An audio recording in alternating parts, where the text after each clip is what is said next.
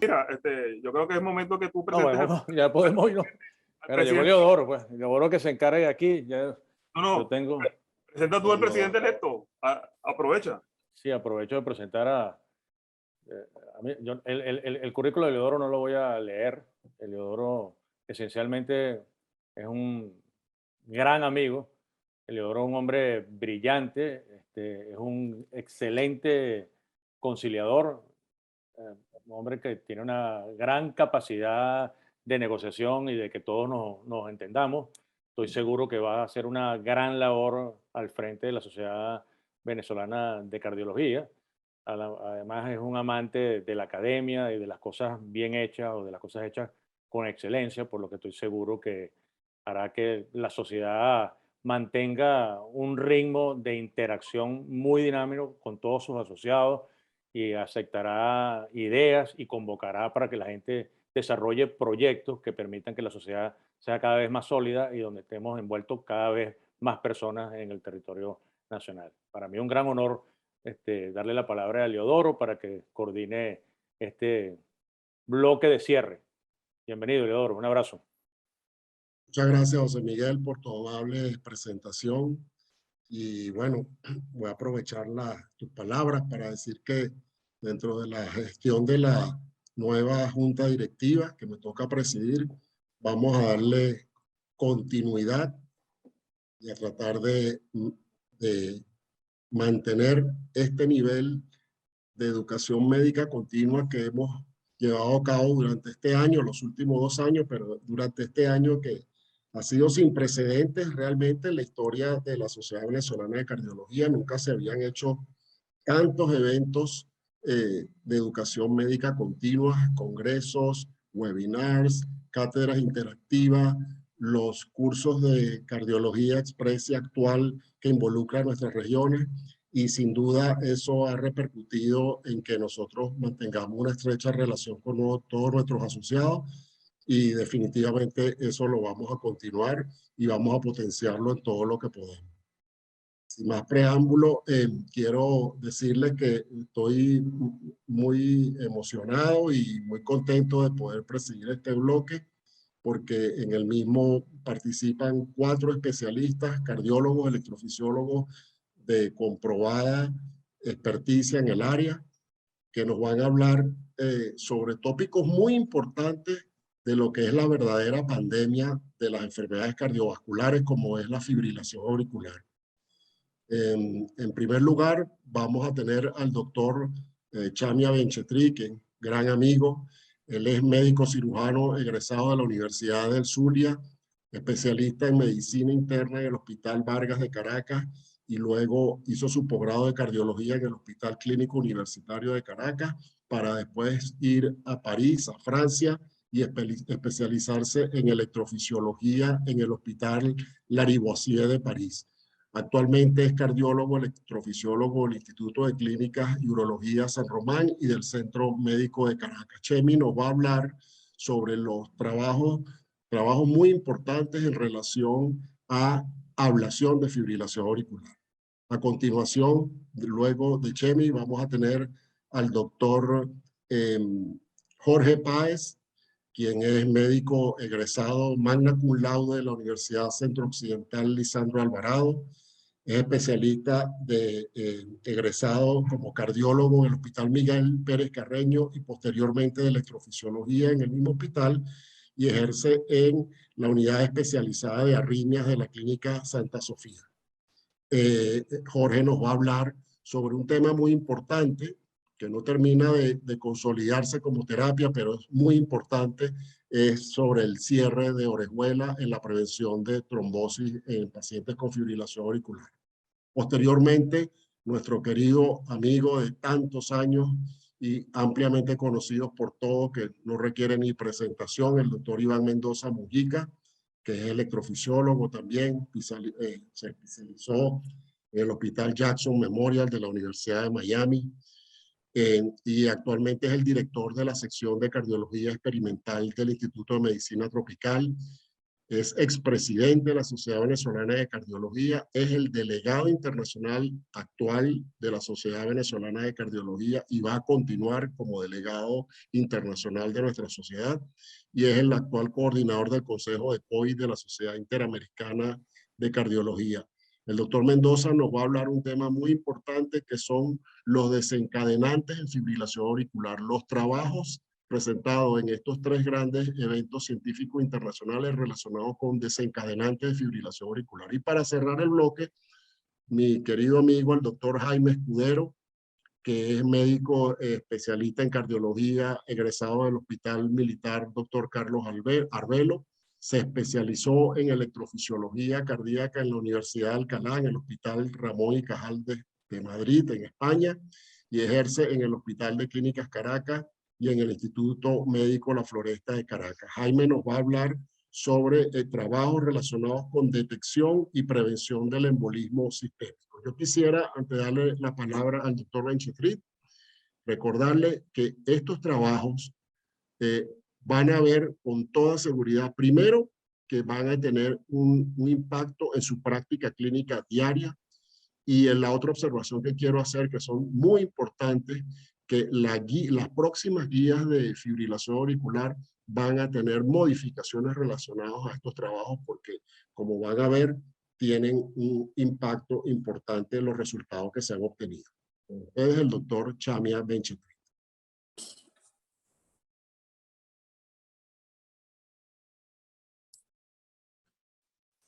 Buenas tardes. Tendré la responsabilidad de iniciar el bloque de fibrilación auricular con 3 interesantes estudios en relación a la utilidad de la ablación por catéter en este tipo de patología.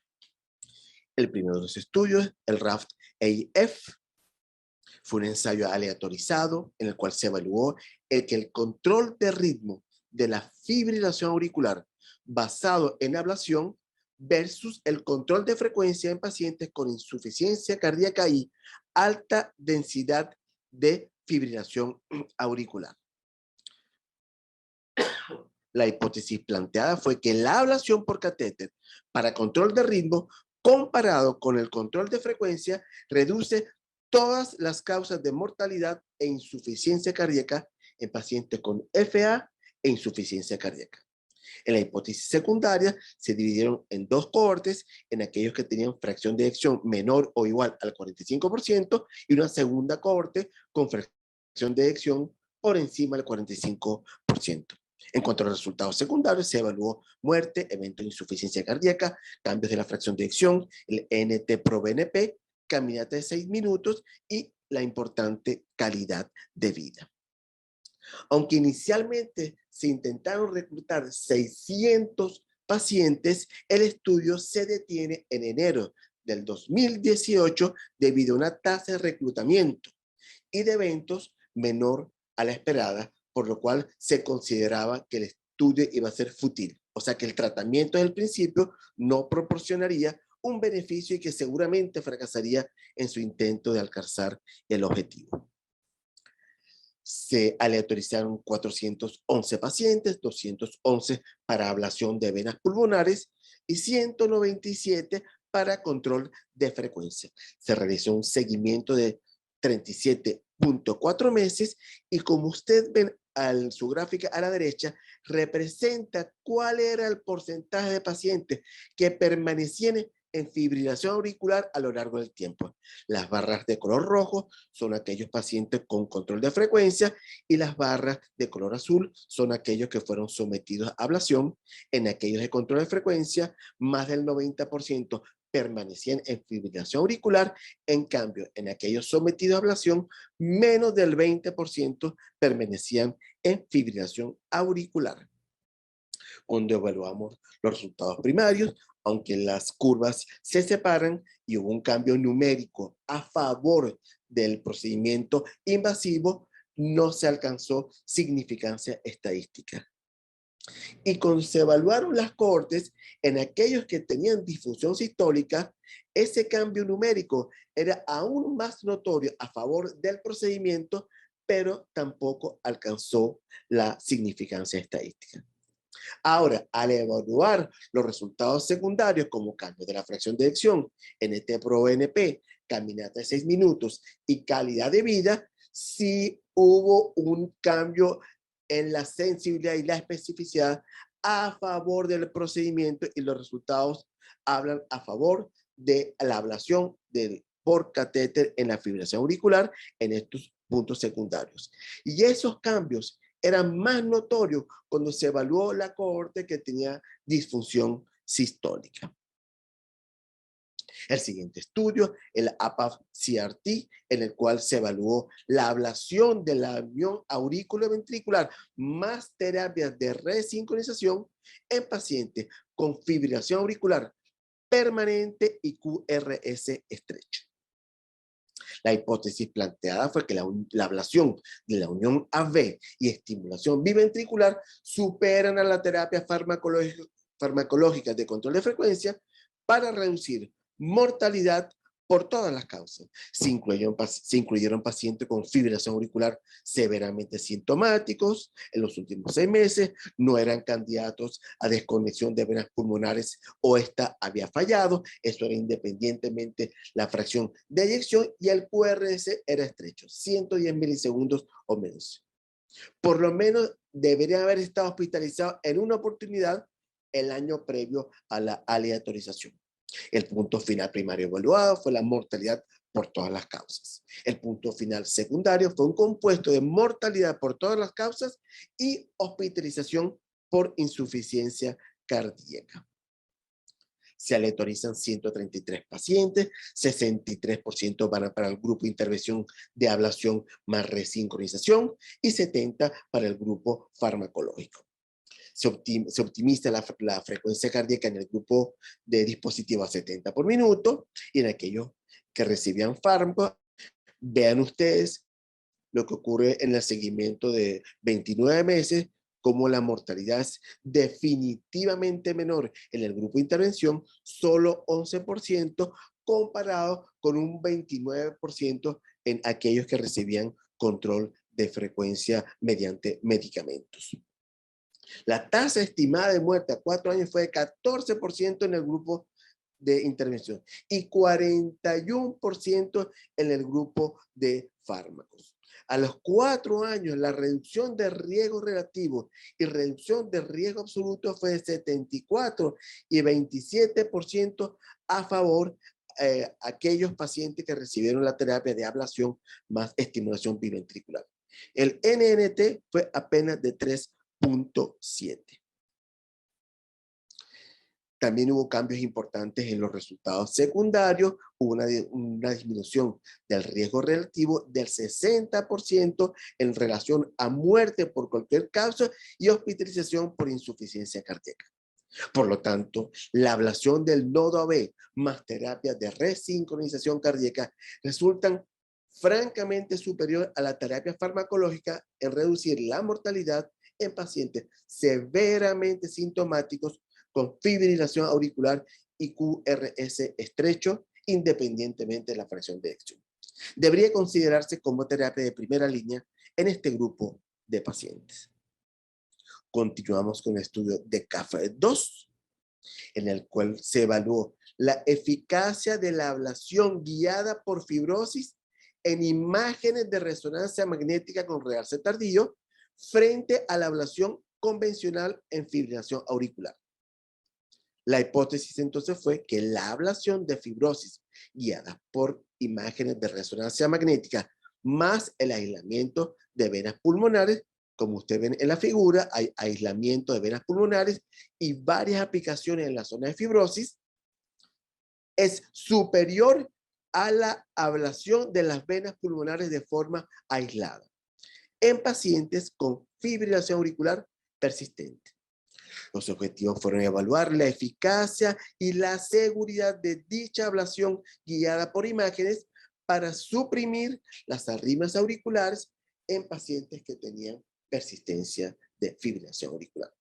Igualmente se evaluaba la formación de las lesiones y su impacto en la recurrencia de dichas arritmias.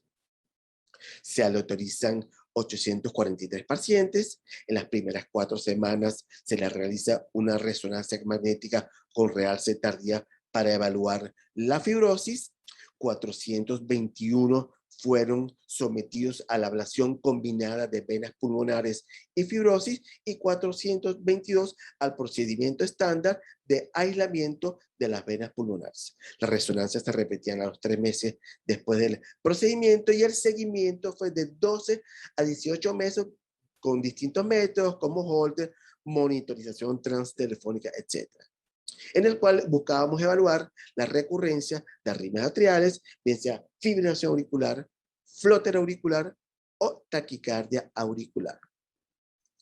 Se dividieron los pacientes en diferentes grupos dependiendo del porcentaje de fibrosis en la resonancia, que puede ir de un nivel 1 de escasa fibrosis menor del 20% hasta un nivel 5 donde los pacientes tenían más del 80% de su aurícula izquierda con fibrosis.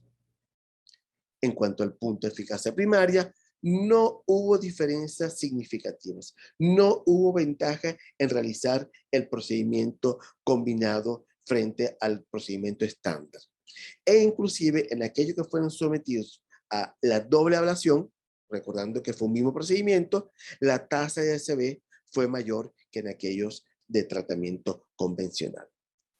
Pero cuando se subanalizó aquellos pacientes que tenían escasa fibrosis, menor del 20%, sí el procedimiento combinado de ablación de la zona de fibrosis más las venas pulmonares traía un beneficio en cuanto a la disminución de la recurrencia de arritmias auriculares.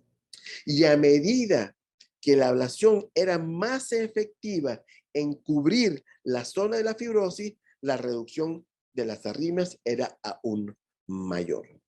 Por lo tanto, el análisis sugiere que en pacientes con menor grado de fibrosis y en quienes se logre mayor cobertura de la cicatriz durante la ablación, puede disminuirse la recurrencia de arritmias auriculares.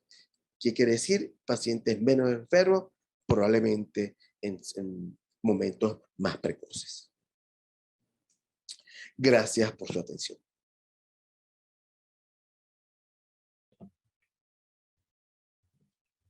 Muy buenas noches. Continuando con el bloque de fibrilación auricular, vamos a revisar los 3 principales estudios que se publicaron este año en relación con el cierre percutáneo de la orejuela izquierda.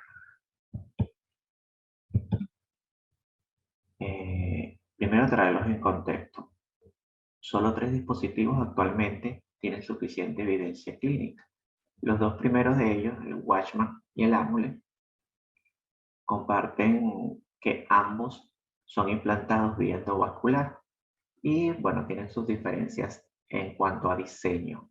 El Watchman a la izquierda fue aprobado por la FDA en el año 2015 tras la publicación de los estudios PROTECT-AF y PREVAIL. Y el Amulet a la derecha recién acaba de recibir su aprobación tras la publicación del estudio Amulet-IDES, que es uno de los estudios que discutiremos más tarde. El tercer dispositivo es el Ariata. A diferencia de los anteriores, este tiene un abordaje mixto, endovascular y epicárdico, esta última a través de una punción subxifoidea. Otra diferencia es que no queda ningún dispositivo dentro de la orejuela, sino que lo que se hace es ligar el cuello de la orejuela excluyendo la misma. Ya entrando de lleno en los estudios, el primero que vamos a revisar fue presentado en el American College a principios de año. Son los resultados de un registro, el registro NCDR-LAO.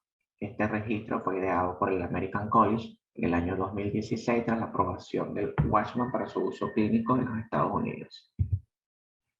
Como es bien sabido por todos, bueno, la población de los estudios controlados difiere de la población de nuestra práctica clínica habitual y en los Estados Unidos de aquella población cubierta por los servicios médicos de salud. El objetivo del estudio fue evaluar la seguridad y efectividad a través de la tasa de eventos tromboembólicos y de sangrado en los implantes de Watchman durante el primer año en el registro.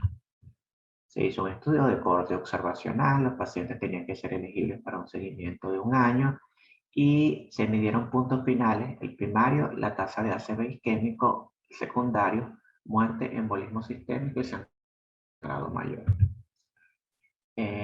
bueno, en esta tabla podemos ver una comparación de las características de la población del registro a la derecha con lo de las características de la población de los estudios PROTECT-AF y PREVAIL a la izquierda. Bueno, aquí resaltamos que la población, primero que eran 38.000 pacientes los del registro, eran más viejos, tenían un CHA2DS más alto, 4.6, y hasta el 70% de ellos tuvieron algún antecedente de sangrado relevante. En relación a los resultados del punto final primario, la tasa de ACV isquémico al año estuvo en 1.53. Esto, comparado con la tasa de ACV esperada para esta población según el CHA2DS, que es más o menos una tasa de 6.64, nos da una reducción del riesgo relativo de ACV isquémico de 77%. Esta tasa es muy similar a la que se observó en los estudios PROTECT-AF, en los estudios PREVAIL, en los registros que siguieron a estos estudios y en un registro reciente que se publicó, que es el registro Evolution, un registro europeo. En relación a los eventos adversos mayores intrahospitalarios, bueno, la incidencia de cualquier complicación fue estimada en 2.16. Las principales complicaciones fueron derrame pericárdico, que requirió alguna intervención quirúrgica, y sangrado mayor. En conclusión, bueno, los autores dicen que los eventos tromboembólicos del primer año con el Watchman son infrecuentes y que esto avalaría la efectividad clínica a corto y mediano plazo del uso del Watchman en la práctica clínica habitual. El segundo estudio que quiero revisar es el estudio AMULET-IRET. Este fue presentado en el europeo a mediados de año.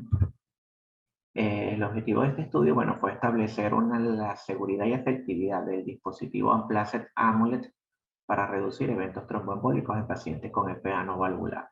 Su comparador en este estudio fue el Watchman 2.5, que era el único dispositivo que estaba aprobado por la FDA para esa fecha. Fue un estudio controlado, aleatorio, multicéntrico, pacientes con fibrilación auricular, paroxística, persistente, permanente, tenían que tener un CHA2DS al menos de 3 puntos y tenían que ser elegibles para warfarina al menos por 45 días, como exigía el protocolo de Watchman. Se evaluaron puntos primarios de seguridad, efectividad y mecanismo de acción bajo un esquema de no inferioridad. Partimos de las características de los grupos basales, fueron más o menos 940 pacientes en cada brazo. Ambos grupos bastante homogéneos, llamaba la atención que tenían un CHA2DS alto, más o menos 4.5, 4.7, con un Haplet un poquito más alto de 3. Estos pacientes también tenían una alta tasa de antecedentes de sangrado. En relación ya a los resultados, en el punto final primario relacionado al mecanismo de acción que se definió como la oclusión de la orejuela izquierda a los 45 días evaluados vía eco transesofágico y un JET menor a 5 milímetros, un JET peridispositivo, se vio que el Amulet tuvo menor incidencia de cualquier JET. ¿Okay? Incluso cuando ustedes ven aquí en el gráfico, cuando se evaluó la no existencia de JET, Amulet fue superior. Y la presencia de otros JET de cualquier diámetro, Amulet tuvo menor incidencia de los mismos. Incluso si vemos la tabla inferior, cuando usamos el corte menor a 3 milímetros, Amulet alcanzó la P de superioridad. En relación a la efectividad, que fue un combinado de ACV isquémico y embolismo sistémico a los 18 meses, Amulet fue no inferior a Watchman. Lo mismo pasó en el combinado de seguridad. Se midieron complicaciones por procedimiento, muerte y sangrado mayor, siendo Amulet no inferior. En resumen, bueno, Amulet pareciera permitir una oclusión mejorada, tiene la ventaja de que el paciente se regresa con doble terapia antiplaquetaria.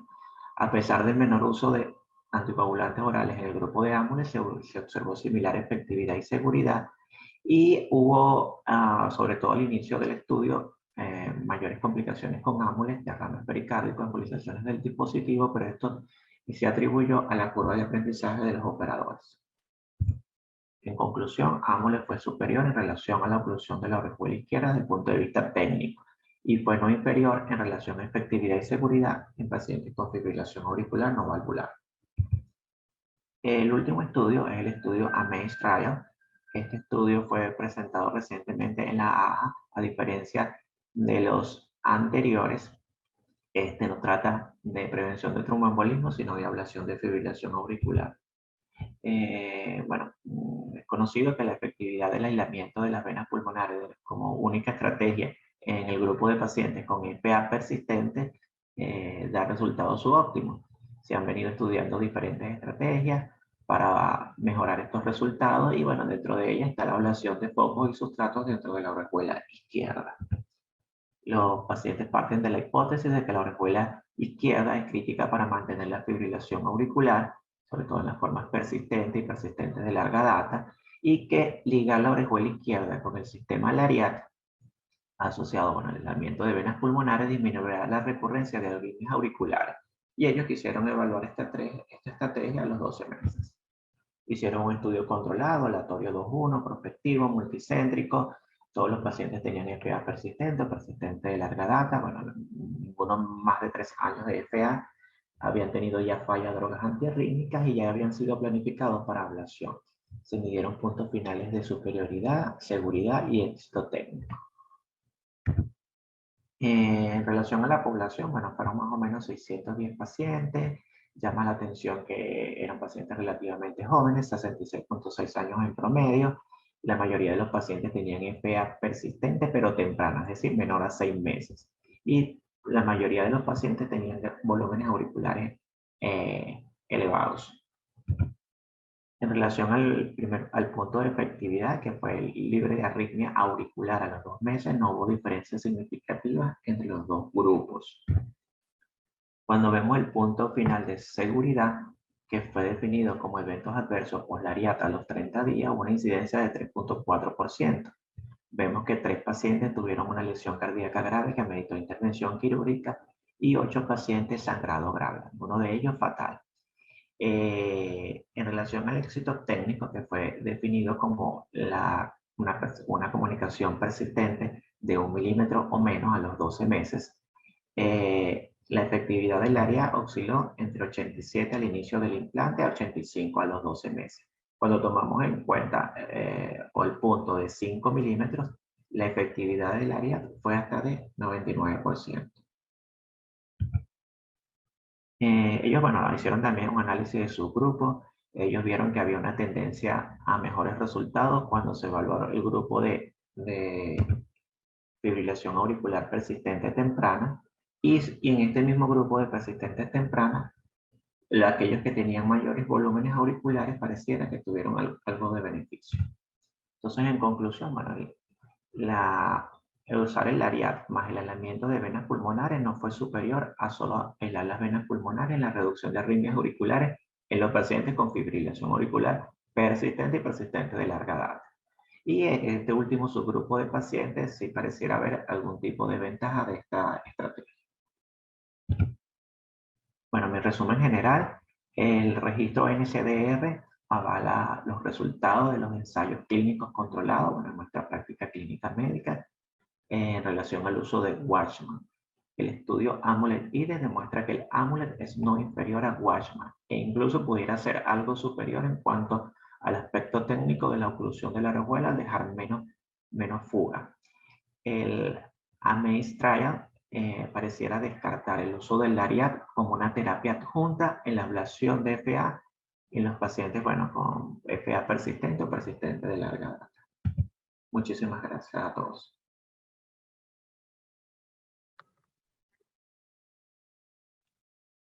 Buenas tardes, doctor Eliodoro Rodríguez, doctor Torres Viera, doctor Amaro, estimados colegas. Es bien grato para mí participar en este evento de la Sociedad Venezolana de Cardiología MECA 21, con un tema que nos apasiona, los desencadenantes de la fibrilación auricular. 3 estudios que vamos a analizar.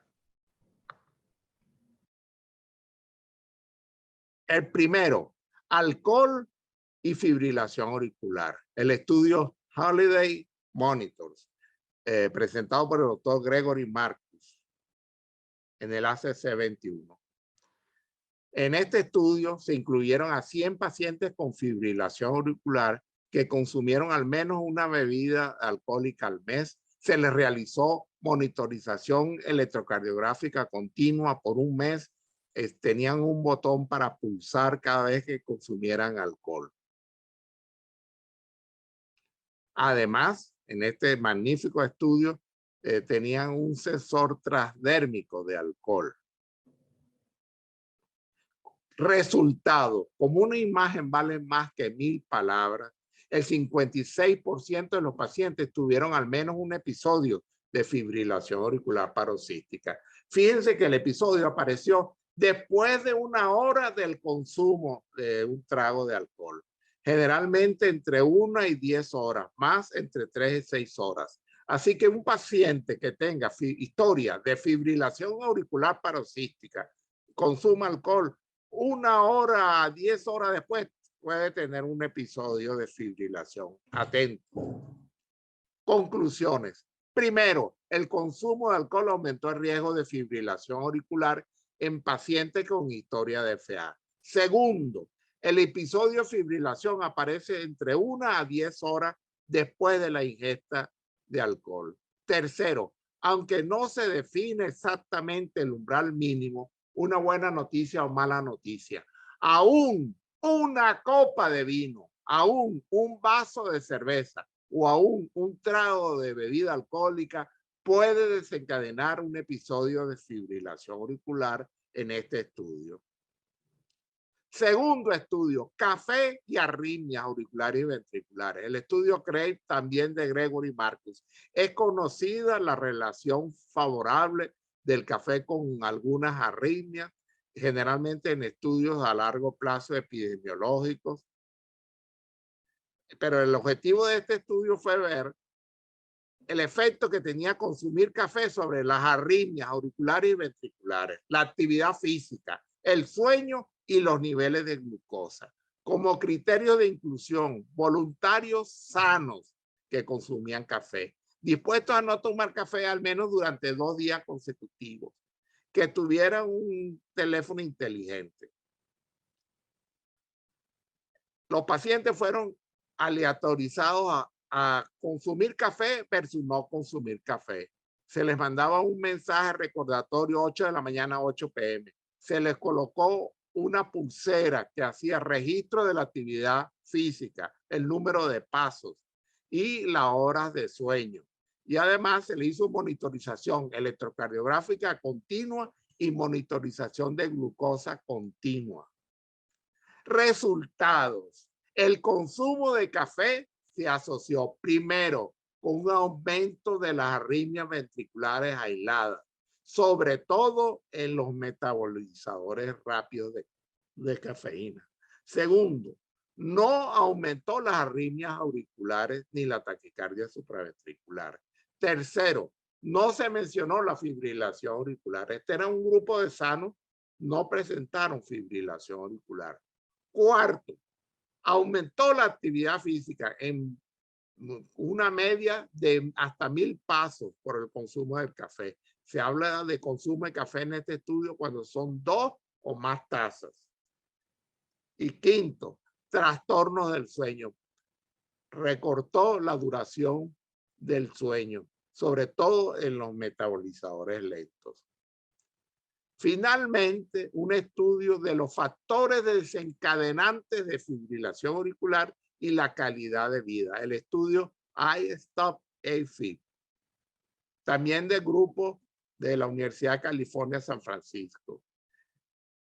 En este estudio se investigó a los pacientes con fibrilación auricular sintomática que disponían de un celular inteligente, que tenía un dispositivo para registro electrocardiográfico, interesado en conocer los factores desencadenantes de la fibrilación auricular y que llenaron una encuesta de calidad de vida.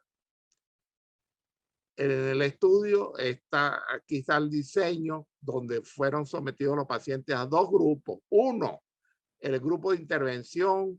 Este grupo seleccionaba a ellos mismos, los mismos pacientes, los disparadores que iban a analizar. Entre ellos, los más frecuentes eran el consumo de café, de alcohol, bebidas frías, comidas copiosas, ejercicio, el sueño, acostarse desde el lado izquierdo, versus el grupo control. Después de 6 semanas de estudio, los pacientes del grupo de intervención fueron sometidos a un periodo de 4 semanas de cambios del estilo de vida para modificar esos disparadores. Conclusiones de este estudio. En pacientes con fibrilación auricular paroxística sintomática, el alcohol se asoció, fue el único factor desencadenante estadísticamente significativo. Se asoció a mayor frecuencia de episodios de fibrilación auricular. Segundo, los pacientes aleatorizados para analizar los disparadores de fibrilación auricular presentaron un número menor de episodios de fibrilación auricular. Tercero, la asignación para analizar un desencadenante individual no mejoró la calidad de vida en este estudio.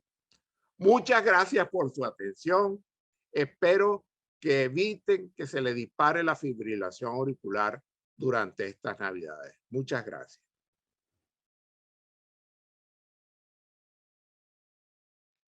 Buenas noches, gracias a la Sociedad Venezolana de Cardiología por la invitación.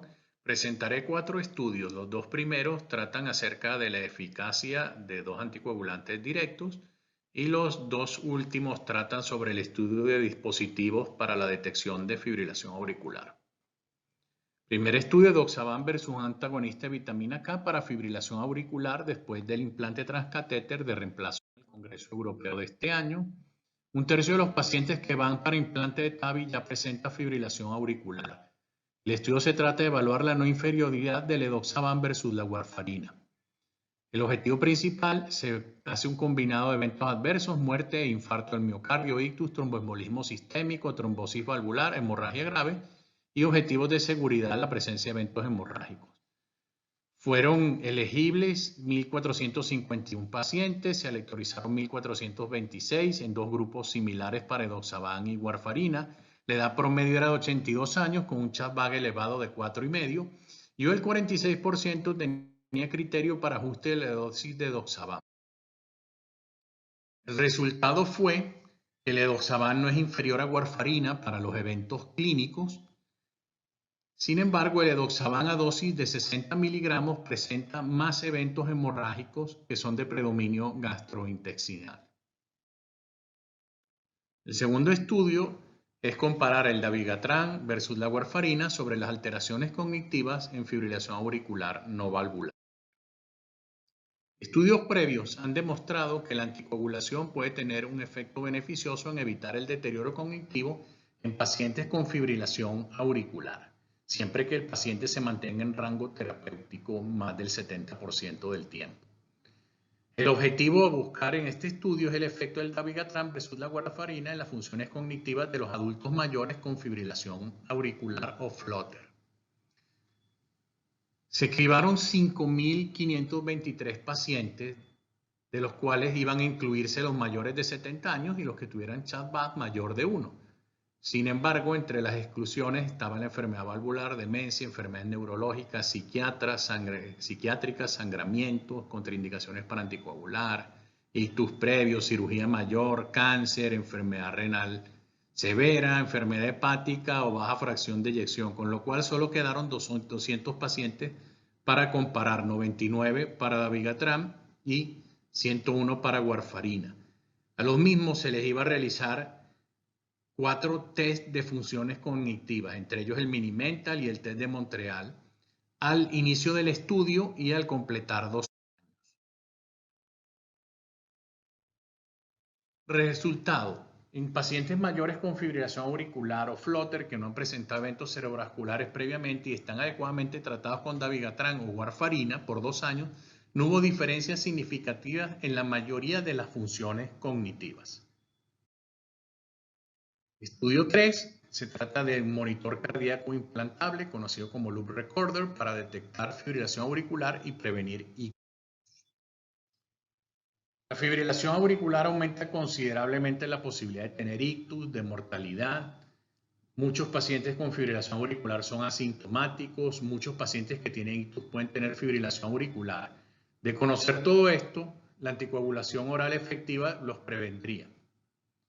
Las guías de 2020 recomiendan el cribado en los mayores de 65 años a través de dispositivos que van desde tensiómetros, electro, teléfonos, hasta el monitor implantable, que es el más invasivo de ellos, que es de lo que se trata este trabajo. El objetivo es que el monitoreo continuo puede diagnosticar fibrilación auricular no conocida y entonces iniciar anticoagulación y prevenir ictus en pacientes de alto riesgo. Se incluyeron pacientes mayores de 70 años que por lo menos fueran hipertensos, diabéticos, con insuficiencia cardíaca o tuvieron un ictus previo. Se excluyeron los que ya se conocían con fibrilación auricular, portadores de marcapasos, anticoagulados o contraindicación para anticoagularse. La distribución fue de un monitor versus 3 pacientes para el control. Se aleatorizaron 6.000 pacientes, 1.500 se les implantó el Reveal Link de Medtronic de una duración aproximada de 3 años y 4.500 y pico fueron para el grupo control. Se estableció que el diagnóstico de fibrilación auricular eran trazados de más de 6 minutos con la arritmia y esos pacientes se anticoagulaban, se siguieron los pacientes por más de 5 años.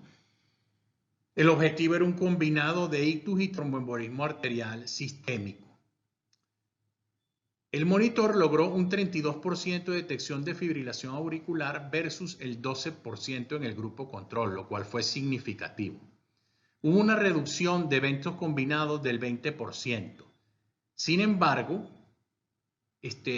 aunque el monitor tuvo 4,6% de eventos y el grupo control 6,2% de eventos, el resultado no fue significativo. No hubo diferencias en eventos hemorrágicos, no hubo diferencias en muerte ni otras combinaciones de eventos.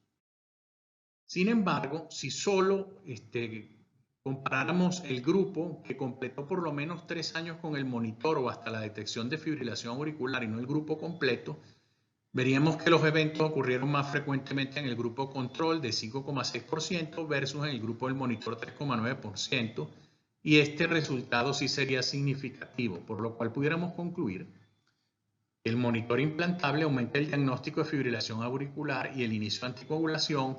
No se redujo de forma significativa el ictus, el embolismo sistémico en la mortalidad, no hubo incremento de hemorragia y pudo influir en el resultado la conveniencia de 6 minutos para el diagnóstico de fibrilación auricular cuando el diagnóstico establecido en la guía son eventos de más de 30 segundos. Y también que encontraron una alta incidencia de fibrilación auricular en el grupo control. El último estudio se trata de la detección de fibrilación auricular en una población grande utilizando dispositivos portátiles. Como sabemos, la detección precoz de fibrilación auricular o flutter puede prevenir eventos embólicos. El uso de relojes inteligentes es frecuente. Algunos tienen sensores especiales de fotopletismografía. La clasificación correcta de arritmias por estos dispositivos es importante para evitar falsos positivos y eventos adversos con la conducta que tomemos. El Fitbit es una app, es software con un nuevo algoritmo de superposición de pulsos que detecta el sensor de fotopletismografía. El algoritmo detecta ritmo cardíaco irregular superponiendo tacogramas de ritmo durante 30 minutos. Si el resultado es negativo, los va borrando, los va borrando, los va borrando, y si alguno es positivo, manda una alerta. El objetivo primario va a ser determinar el valor predictivo positivo de la primera detección de ritmo cardíaco irregular concordante con la detección de fibrilación auricular en la monitorización electrocardiográfica, la cual va a ser hecha con un holter de parche de una semana de duración. Se incluyeron pacientes mayores de 22 años, residentes en Estados Unidos, que tuvieran dispositivos compatibles con la app, con trackers, relojes, teléfonos, etc. Se excluyeron pacientes que ya se conocían con fibrilación auricular, que están anticoagulados o que eran portadores de marcapasos o desfibriladores. Se enrolaron más de 400.000 pacientes, el 1%, la app dio notificación de que había ritmo irregular, de eso solo la tercera parte llamó a la central que hacía una visita telefónica a la cual se le envían los resultados del dispositivo. Si era sospechoso de fibrilación auricular, se enviaban unos parches de electrocardiograma que se pegaban al tórax. Estos parches eran regresados y se analizaban con fines del estudio. Es de destacar que solo el 2% de los mayores de 70 años tenían estos dispositivos. El 71% eran mujeres, la mayoría eran blancos y solo el 12% tenían alto riesgo según la escala de Chad-Bax.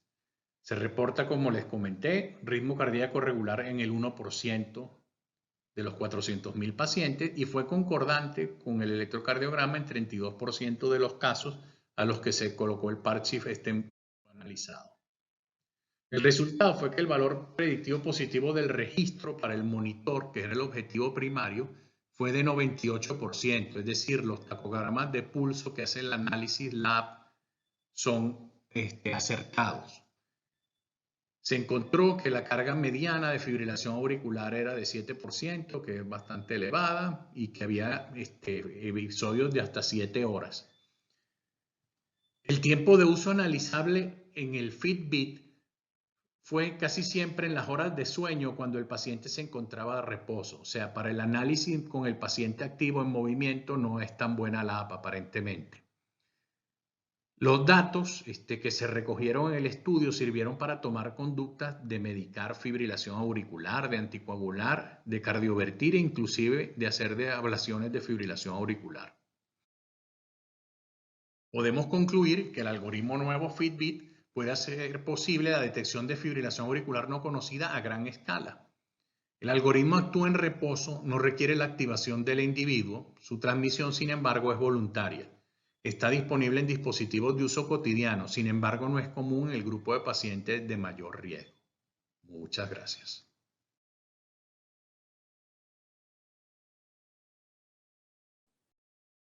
Bueno, muchas gracias a nuestros 4 expositores. Como les dije en la introducción, este bloque sabía que iba a ser muy interesante porque las presentaciones tienen una gran utilidad en la práctica clínica. Voy a hacer algunas preguntas a cada uno de ellos y les voy a pedir por favor que sean concisos y cortas las respuestas para que podamos dar también cabida a algunas preguntas de la audiencia. Y les voy a preguntar en el orden en que dieron sus respectivas exposiciones. Primero le voy a preguntar al doctor Benchetrit que en el estudio RAF, la verdad que fue totalmente inesperado los resultados de este estudio cuando los compramos. A mí como que no está conectado todavía. ¿No está conectado? Ahora sí, ya. Está tratado, ya entró. Ah, ok. Decía Chemi que el estudio RAFT, la verdad es que tuvo resultados inesperados. Y sobre todo cuando muestras ahí, después de más de 3 años, que los pacientes que fueron a ablación estaban en ritmo sinusal casi un 80% y el 20% del resto no lo estaba. Entonces, quiero preguntarte si hay algo detrás de este estudio en cuanto al diseño, como por ejemplo salió en la primera publicación del Cabana, que era un estudio neutro de utilidad, y después haciendo los estudios sí se dio cuenta que había un grupo de pacientes en los que sí tenía utilidad. Entonces, ¿cuál crees tú que es el mensaje de estos resultados del estudio RAFT? Y la otra pregunta, para continuar, que el estudio APAF-CRT, el de ablación del nodo y colocación de resincronizador en pacientes con fibrilación auricular persistente, son resultados impresionantes. En un NNT nos comentaste de 3.7 y yo creo que este estudio rompe muchos paradigmas en el manejo de estos pacientes. ¿Tú crees que hay paradigmas que se rompen con el estudio APAF-CRT? Esa es la segunda pregunta. Y la primera, ¿qué mensaje nos dejan esos resultados tan inesperados del estudio RAFT? Bueno, gracias, Eleodoro. Felicito a la sociedad por estos eventos, cada vez son mucho más útiles. Esa misma pregunta que tú te hiciste con respecto al RAF-AF obviamente la tenemos todo. Afortunadamente tuvimos la oportunidad de comunicarnos con uno de los autores, el doctor Sebak, que es un importante electrofisiólogo, gran colaborador de América Latina, y me respondió lo siguiente, pero estoy intentando compartir la imagen. Yo creo Ya ahí está se ve. compartido, sí. Ok. Esto es un copy-paste. Aquí no hay ninguna variación en lo que él me escribió. Y vean cómo lo que dice él. Si somos estrictos, el estudio fue negativo. Posteriormente hace unas consideraciones estadísticas. La realidad es que pararon el estudio antes que la muestra que queríamos inicialmente. Lo que ahora pensamos que fue una lástima, porque quizás con más pacientes hubiera sido significativo. Se está planeando un follow con extensión de 2 años, el RAF Extend, para poder determinar mejor cuál sea el impacto a largo plazo en esa estrategia. También hay que notar que todos los puntos secundarios sí estuvieron significativamente positivos. Tomando RAFT con otros estudios, hay evidencia que la ablación puede ayudar particularmente en pacientes con insuficiencia cardíaca. Algo que yo intenté hacer un poquito de énfasis es que los puntos secundarios no quiere decir que no son puntos importantes. Pensar que la calidad de vida mejoró, que hubo un cambio estructural, no son cambios menores. Todas las críticas a este estudio es que el comité suspendió el estudio mucho antes de lo que debería ver. Son claras la separación de las curvas a favor de la ablación. Yo estoy prácticamente seguro que con esta prolongación de 2 años más de estudio vamos a tener resultados favorables, ¿ok? Hay que recordar que la ablación de fibrilación auricular nació para mejorar la sintomatología de los pacientes. Estos resultados superan mucho más allá de lo esperado. Y hay que recordar que esto es un grupo de pacientes con una alta densidad de arritmia, no un grupo convencional. Yo creo que esperemos un tiempo y vamos a ver resultados muy favorables. Bueno, en la PAF, CRT obviamente es el otro extremo, como comenté en las charlas previas, es la alegría total, y logra finalizar algunos paradigmas que tenía. Primero, se pensaba que el cansancio de los pacientes con fibrilación auricular era relacionado obligatoriamente a taquimiocardiopatia, o sea, disfunción sistólica. Y hoy por hoy, este estudio lo mantiene muy claro, que la respuesta fue tan buena en los pacientes que tenían disfunción sistólica como en aquellos que tenían fracción de eyección normal. O sea, que no necesariamente el cansancio va a estar relacionado a disfunción sistólica. Hay otros paradigmas importantes. Es que si el paciente tiene controlada la frecuencia cardíaca, como fue en el grupo farmacológico, que fue 82 en promedio, si se cansa el paciente es por otro motivo. Y no es así. Definitivamente, probablemente la irregularidad u otros factores pueden influir en este tipo de pacientes. Por ahí estaba una pregunta de Yolanda. Sí. Si es que esto compite en algún momento con la ablación de venas pulmonares. Obviamente que no. La ablación de venas pulmonares tiene su indicación muy formal. Hay que recordar que en este grupo de pacientes la ablación en la mayoría había fallado y no se repitió, ¿ok?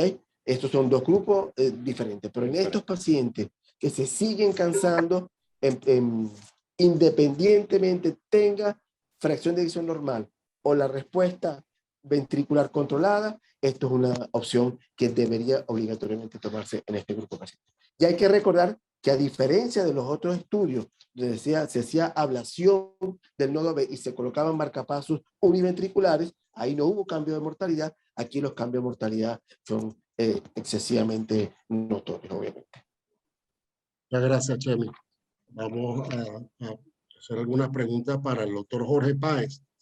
Jorge, ¿tú crees que pudo influir en el resultado del estudio AMULET IDE el hecho de que el comparador del dispositivo del AMULET, que es de Abbott, fue comparado con la generación anterior del Watchman, Boston Scientific, o sea, no usaron el nuevo dispositivo, el FLX. ¿Tú crees que eso pudo haber sido una causa de la diferencia en los resultados en este estudio? Y la otra pregunta, para hacerlas a continuación, es que todos estos estudios que llevaron a la aprobación de los oclusores de orejuela izquierda para prevención de ictus, sobre todo los de Watchman, en esos estudios se utilizó la warfarina como comparador. ¿Tú crees que si en vez de haber sido con warfarina, cuando se hicieron los estudios, lo hubiésemos hecho con los nuevos anticoagulantes orales, los anticoagulantes directos, el resultado hubiese sido distinto? O sea, ¿hay alguna evidencia de eso? Y fíjate que todavía, aunque ya es una terapia que está aprobada por la FDA y ha puesto más de 30,000 en los estudios que se han presentado, todavía tiene una indicación 2B en la guía, en la última guía del 2020. Entonces quisiera tu opinión sobre esos dos puntos, Jorge. Gracias. Muy buenas noches a los coordinadores, al resto de los panelistas y los cardiólogos asistentes. Sí, con relación, Leodoro, a tu primera pregunta, eso fue una de las limitantes del estudio AMULET-IRES, que se hizo el comparador, fue con el Watchman 2.5. El Watchman FLX fue aprobado apenas por la FDA el año pasado. Y bueno, en el TCT de este año se presentó un estudio, que es el SWIX-APERO, que fue un estudio donde se comparó AMULET con Watchman FLX. ¿Okay? Pero este estudio, bueno, fue un estudio más pequeño. En realidad la comparación fue más desde el punto de vista técnico y de complicaciones. Y los resultados de verdad no fueron muy diferentes con respecto a los de la AMULET-IRES. Incluso cuando se revisa el SWIX-APERO, la incidencia de fugas o peridispositivos fueron igual, mayores en Watchman que AMULET, a pesar de las modificaciones que hizo Boston en Watchman, ¿no? Y incluso el tema de las complicaciones fue aún igual, durante el procedimiento fueron igual que en AMULET, más altas que AMULET-IRES, más altas que con el AMULET. Entonces, los dos dispositivos mantuvieron los mismos resultados con respecto al estudio que yo presenté. ¿Okay? Con respecto a tu segunda pregunta, y eso ha sido siempre la interrogante, porque bueno, los estudios que mencioné, el PROTECT, el PREVAIL, fueron hechos más o menos en el 2013-15, se comparó fue con warfarina y siempre ha quedado la duda de, bueno, debido a la gran extensión del uso de los DOAs, de los anticoagulantes directos, si eso si tendría el mismo resultado. Y bueno, en realidad se están esperando esos estudios que sean estudios grandes, estudios multicéntricos, estudios controlados.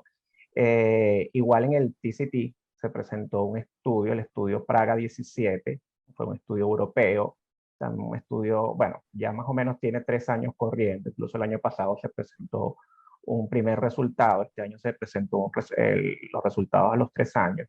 Y bueno, demuestra que aparentemente ellos compararon tanto AMULET como Watchman FLX, la no inferioridad también con respecto a los DOA. Lo que pasa es que este estudio, bueno, ha recibido muchas críticas por el tipo de evaluación que ellos hicieron. A diferencia de estos estudios que evaluaron los puntos primarios de eficacia y de seguridad por separado, este estudio Praga 17 evaluó estos puntos en un combinado. Entonces mucha gente desestima estos resultados porque en el momento en que se evalúan por separado, no son estos resultados como los autores los están describiendo. Entonces, en realidad, aunque este estudio pretendía dar una respuesta a esa pregunta, esa interrogante, pareciera que todavía no está contestada. Y necesitaremos, bueno, a futuro desarrollar nuevos estudios para contestar esa pregunta. Muchas gracias, Jorge. Un comentario en relación a tu presentación también de la doctora Yolanda Abreu, que te felicita por la charla y dice que ojalá que aquí refieran a los pacientes para ablación de fibrilación auricular antes de ir directo a un cierre de orejuela, porque no se puede hablar de fibrilación auricular permanente en quien no se ha intentado el control de ritmo como debe ser.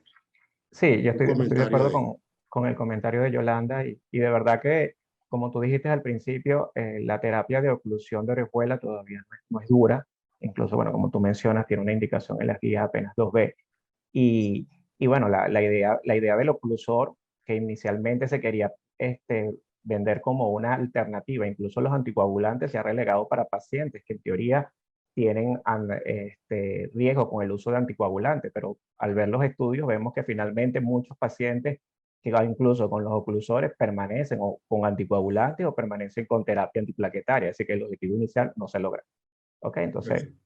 Sin embargo, permíteme opinar nada más para los clínicos. El tema de si es permanente o es persistente es una cosa, no es cronológico, es de intención. Si la intención del médico y del paciente es mantenerse en FA, es permanente, independientemente del tiempo. Eso es correcto. Sí, una decisión Bueno, combinada entre paciente y médico. Consensuada, correctamente. Uh-huh. Bueno, Iván. Perdón, ¿algún comentario? ¿Quién iba a hacer un comentario? Chemi.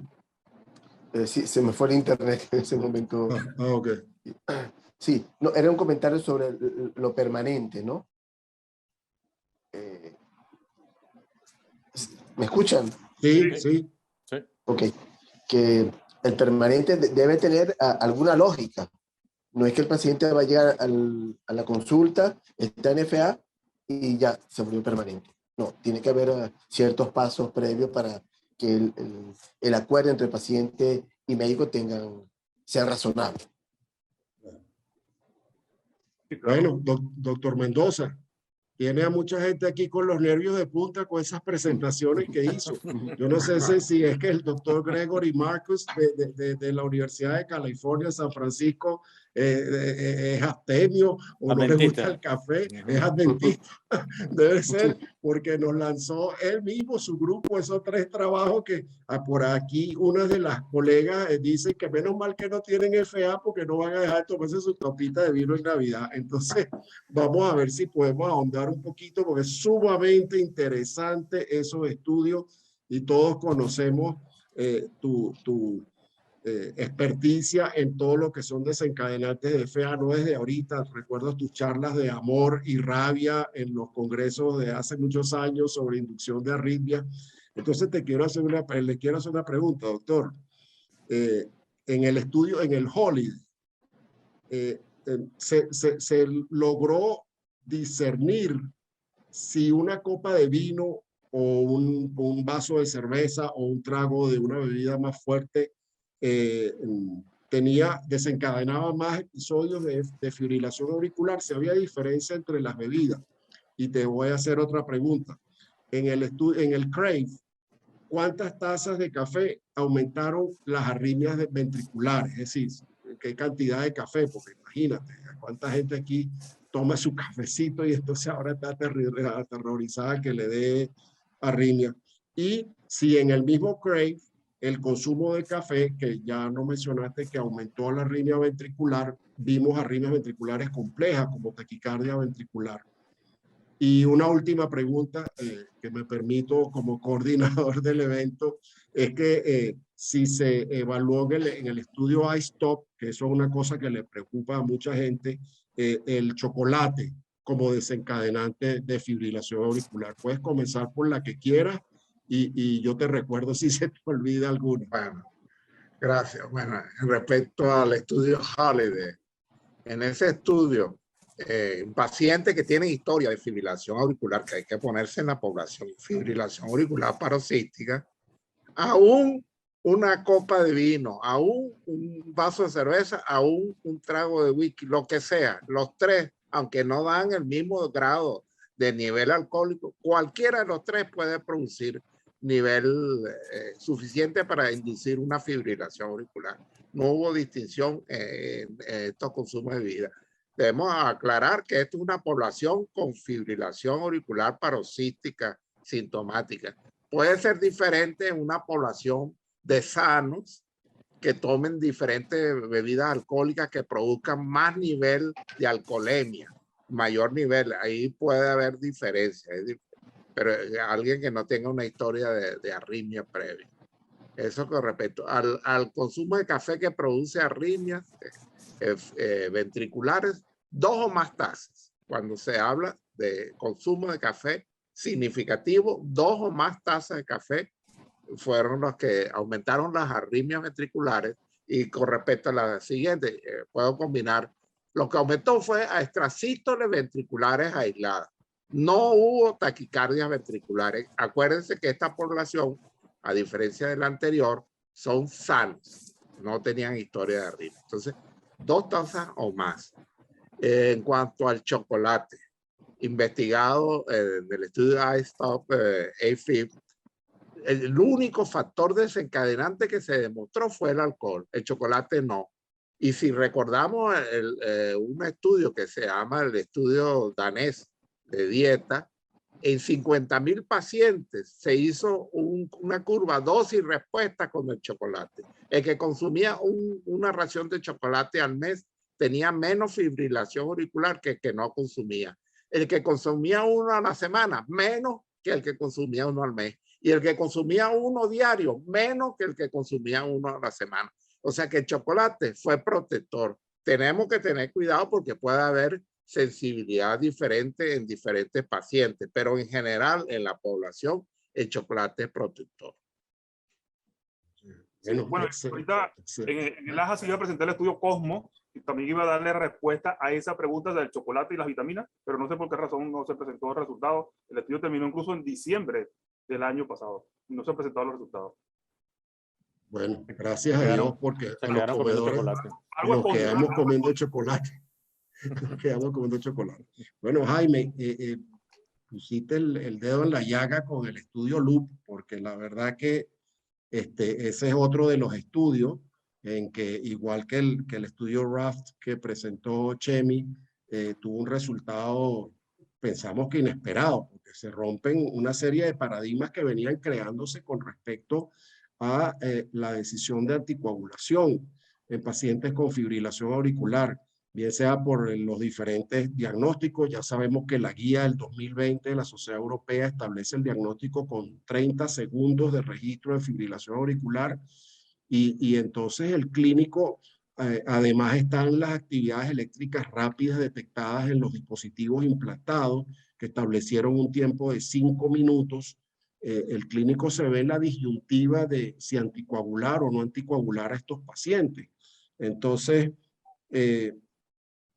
¿a qué población es conveniente hacer el screening, el cribado, para no incurrir porque en el someter a un paciente a un riesgo de anticoagulación cuando el resultado probablemente no va a tener ningún beneficio?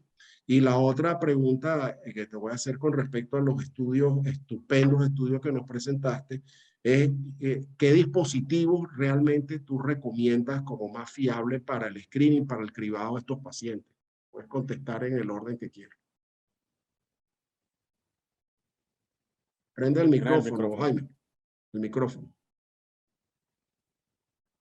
Lo tiene prendido, pero... No, está apagado el micrófono. Aprende el micrófono, Jaime. El micrófono. Tienes apagado, tienes tu micrófono apagado, Jaime. Ahora. Habla ahora para ver. No, quítate el audífono. Desconecta el audífono para desconecta el audífono y habla con la desconecta. Ya lo desconecté. Ahora sí te oímos. Bueno. Bueno, con respecto a lo primero, lo que tocaste el tema de los 6 minutos que ellos tomaron, porque las guías además hablan de 5 minutos.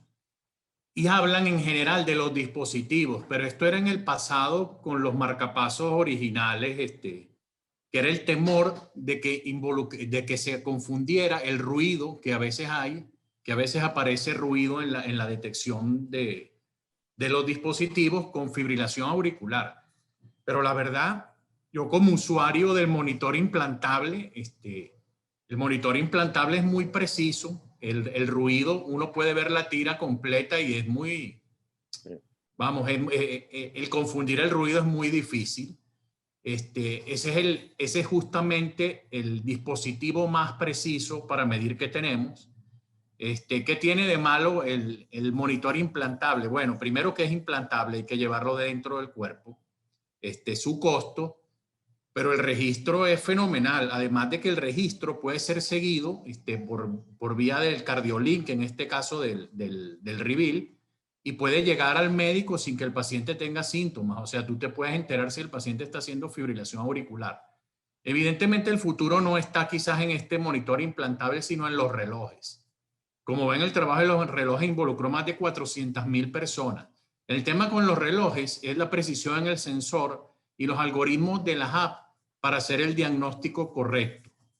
Pero por allí va el futuro y yo creo que en algún momento, aquí la transmisión era voluntaria, pero por ejemplo un paciente que así lo quisiera pudiera estar conectado a una app y transmitir cuando hiciera la arritmia, el reloj automáticamente, igual que como puedes compartir tus actividades deportivas con esos relojes, pudieras compartir tus arritmias, ¿no? Con tus médicos. Evidentemente hay que perfeccionar más eso. Los pacientes que hay que monitorizar evidentemente son los más a riesgo. Casi todos los estudios involucran, las guías dicen mayores de 65 años, pero casi todos los estudios son en mayores de 70 años, sobre todo pacientes que han tenido ictus previos o que tienen CHA2-VASc mayores de 2. Todos esos deben ser monitorizados. Entre el extremo de los relojes, que no son precisos, y el monitor implantable, que puede lucir costoso, aunque la fibrilación auricular desgraciadamente causa muchos costos en salud, también están los parches, que los parches pueden durar hasta un mes y pueden ser una herramienta de utilidad. La doctora Abreu tenía una pregunta que si la enfermedad, me preguntaba que si la fibrilación auricular podía ser una enfermedad por sí misma. Bueno, a mí me parece que sí. He visto en muchos pacientes persistentes de larga data o que ya asumieron que eran permanentes, lo que hoy en día se conoce como miocardiopatía atrial, dilatar el anillo mitral, provocar insuficiencia mitral, insuficiencia cardíaca, que cuando llegue ese momento es muy difícil de tratar. Si pudiera, yo creo que yo la consideraría como una enfermedad en sí misma, además donde está la fibrilación auricular, ligado a otras enfermedades crónicas graves, incluso el COVID del que hablaron ayer es de mal pronóstico. Sí, hay que tratar la fibrilación auricular y cualquier dispositivo que tengamos que nos sirva para hacer el diagnóstico temprano va a ser muy útil. Una pregunta para ti, Jaime, o para cualquiera de los expertos de la audiencia, y que sirva como un mensaje para llevar a la casa, porque es que hay publicaciones en los últimos años que nos confunden un poco. Hay un punto de corte, un cut-off sobre el tiempo que tiene que estar un paciente en fibrilación auricular. Por supuesto que eso está relacionado con el CHA2-VASc del paciente, por eso no cabe la menor duda, para uno decidir anticoagularlo a la luz del resultado del loop, que usaron 6 minutos. Bueno, 6 minutos no, pero ¿cuánto en nuestra práctica clínica, en la experiencia de cada uno de ustedes, sugerirían para que el médico se ponga en guardia para evitar un fenómeno embólico que por supuesto que ocurre? Yo creo que, fíjate, de lo mínimo que puede registrar un electro es una foto. Si en la foto ya sale retratado en la película de muchos días, muchos meses, seguro, esa carga debe ser grande de fibrilación auricular. Si te sale un episodio de más de 30 segundos en un holter que solo dura un día y ese día que te pusiste el holter apareció, es muy probable que sea muy frecuente. Ahora, criticando un poco el uso de un evento de 6 minutos seguidos, que no sé si los estudiaron porque desconozco los resultados mínimos o sea, si ese paciente en vez de tener un episodio de 6 minutos que pudo haber tenido en 2 años de seguimiento, tenía todos los días episodios de 1 minuto, de 30 y pico de segundos, de 40, ¿quiere decir que no estaba a riesgo? Yo creo que probablemente sí, porque se ha demostrado que de tener un episodio corto a uno largo, todos los pacientes tienen riesgo de hacer eventos tromboembólicos. Y también se ha demostrado que mientras menos fibrilación auricular tengas, es lógico que tengas menos eventos tromboembólicos. Un comentario de alguno con respecto a la duración de la fibrilación auricular o la frecuencia de eventos para iniciar anticoagulación. Yo creo que tú dijiste una cosa clave, Eliodoro, porque si bien en las guías hablan de 30 segundos de fibrilación auricular, el punto clave es el CHA2-VASc. Eso va a favorecer que con 30 segundos ya vamos a anticoagular o no. El paciente tiene chatbacks de 0 y tiene 30 Lo que segundos. tenga, lo que tenga, lo que tenga. Si tiene 0, lo que tenga, sí. Puede Lo que ser tenga, o uno de un hombre, o Un hombre uno de con- una mujer. Una un hombre mujer uno de o una hombre. mujer, exacto. Sí. Mira, el doctor Pedro Monsalve le pregunta al doctor Iván si la actividad sexual es un desencadenante de la fibrilación auricular. Puede desencadenar en las personas sensibles la actividad física. Depende del grado de actividad física que implique esa actividad sexual. Si es extenuante, sí. Porque Bueno, en la fibrilación auricular se presenta esa curva dosis-respuesta con la actividad física y emociones, porque combina emoción y actividad física. Que la actividad física es favorable. Menos fibrilación se hace actividad física. Pero si toma un ejercicio extenuante, entonces te puede dar fibrilación auricular. Revisa el Kama Sutra entonces. Sí.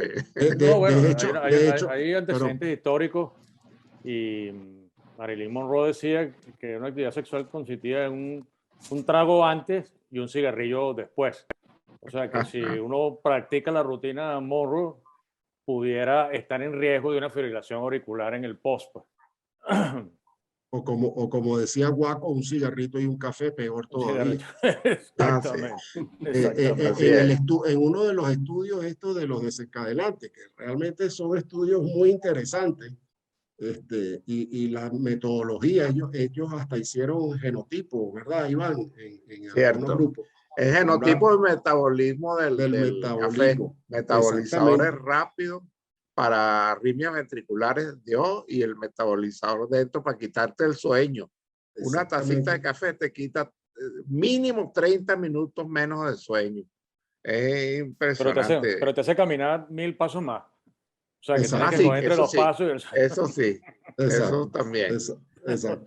Hablan como uno de los desencadenantes el decúbito lateral izquierdo en el estudio. Entonces, hay pacientes que por supuesto, con historia de fibrilación auricular paroxística que se colocan en decúbito izquierdo y lo anotaban como alguno de los desencadenantes.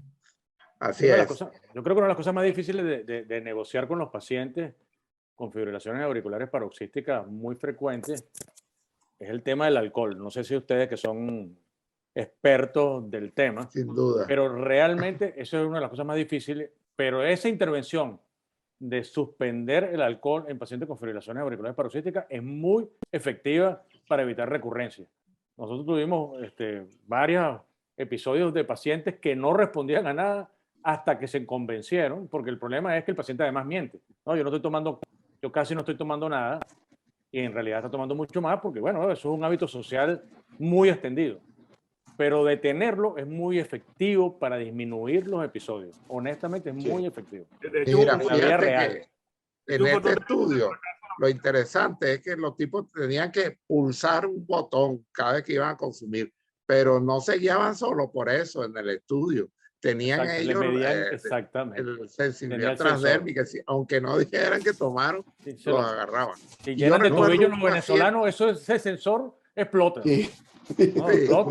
Yo recuerdo un paciente que no voy a dar detalles para mantenerlo incógnito. Este paciente tenía episodios de fibrilación paroxística solo cuando tomaba alcohol. Total. Y él decía que él prefería una ablación a dejar de tomar alcohol. De paso era un hipertenso importante, resistente, y se le hizo una terapia de radiofrecuencia en las arterias renales y se le quitaron los episodios de fibrilación como un hallazgo. Como un hallazgo, sí. Está descrito. Sí. Está descrito porque de alguna manera reguló positivamente la actividad simpática. O sea que pudiera ser muy efectivo. Ese estudio de desencadenante fue tan impresionante la metodología. Bueno, imagínense, Universidad de California, San Francisco, que tenían un metabolito para medir, que es como la hemoglobina 1C para los diabéticos.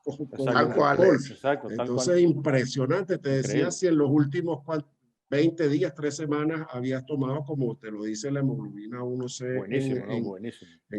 Y que lo digan los compañeros que hacen ablación de fibrilación auricular, lo primero que te preguntan algunos pacientes después que le hacen la ablación es cuándo se pueden echar los palos. Totalmente. Y uno totalmente. tiene que decirle que eso atenta definitivamente contra el éxito de la ablación. Eso es como la apnea obstructiva del sueño, la obesidad, todos esos factores exactamente igual. Es una causa de cambio de cardiólogo. Exactamente. Un cardiólogo que le diga. Sí. Absolutamente. Pero más real imposible ese comentario, Iván. Yo siempre les digo a los pacientes, obviamente que un porcentaje de la recurrencia por ablación es por alcohol. Y yo les explico a ellos que si ellos comieran nueces y tuvieran una alergia, más nunca la comerían. Que el alcohol para ellos es exactamente como una alergia a las nueces o al maíz. Es tan malo. Muy bien. O peor. Muy bien. Yo tenía un compañero que para evitar el café en las guardias tomaba solo Coca-Cola, pero se tomaba 2 litros de Coca-Cola. Y hizo 3 episodios de fibrilación auricular solamente inducido por... Se le quitamos la Coca-Cola, más nunca hizo fibrilación auricular. Y era... Es decir, las susceptibilidades también son muy diferentes. Las susceptibilidades son muy diferentes. Un punto buenísimo, José Miguel. En este estudio, ellos le quitaron en los momentos de evaluación sin café ni ninguna bebida que se sospechara que podía tener cafeína. Claro, las bebidas energizantes tienen altas dosis de cafeína. Todas las bebidas energizantes que usan los deportistas tienen altas dosis de cafeína porque aumenta el número de pasos y el rendimiento durante la actividad física sin ninguna duda. El café. Bueno, eso del aumento de la actividad física es otro hallazgo impresionante con el café. Es una media de 1000 pasos. ¿Tú sabes lo que es una media de 1000 pasos por tomarse 2 cafecitos? Sí, señor. Bueno, la combinación de Red Bull con vodka que está muy de moda. Exactamente. Claro, absolutamente. Eso es el propio corazón de fiesta o corazón de fin de semana. El propio disparador de esos eventos del fin de semana. Para nada, cosas. 2 comentarios aquí que ya estamos a punto de cierre con el permiso de los coordinadores generales, a quienes ratifico mi felicitación por cómo han llevado el evento de los 2 días. Un comentario del doctor Rigoberto Marcano que dice: ciertamente se buscan al que le permite echarse los palos. Y también pone aquí una ablación, someterse a una ablación para seguir echándose palos. Nos los han dicho algunos pacientes que toman, tienen un hábito alcohólico acentuado, que se va a hacer la ablación, pero para seguir echándose palos. Y Gustavo Anzola, nuestro querido amigo Gustavo Anzola de la isla de Margarita, saludos Gustavo, dice que con la Monroe no se necesita café o alcohol para tener fibrilación auricular. Era ella lo que la necesitaba. Así es. Bueno, coordinadores, si no hay más preguntas, estabas chequeando acá si hay más preguntas de la audiencia. Omega 3, 6, 9 y aparición de FA es de riesgo, pregunta Jesús Velázquez, doctor Mendoza. Mira, los estudios con omega 3 a dosis altas recientes han demostrado fibrilación auricular. Es un efecto secundario que se ha visto en esa dosis tan alta. En adultos mayores. Sí, adultos mayores.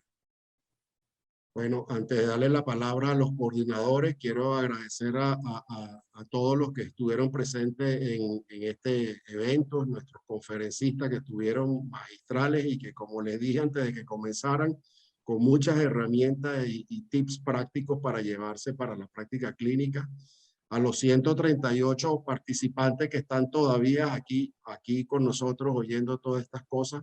Muchas gracias por su asistencia y le cedo la palabra a José Miguel y a Juan José. Bueno, de esta sección además las 4 conferencias estuvieron en tiempo perfectos. Felicitaciones, además de la calidad de las presentaciones, estuvieron en tiempos perfectos. Así que muchísimas gracias. Se adaptaron perfectamente a la estructura que pedimos en MECA y felicitaciones dobles por eso. Gracias. Estamos aprendiendo del maestro, el doctor Maro. El látigo con que nos tienen que... Bueno, pero es la forma de hacer. José Miguel. Claro. Muchísimas gracias a Eleodoro, muchísimas gracias doctor Iván, muchísimas gracias Jorge, Jaime, Chame, a todos.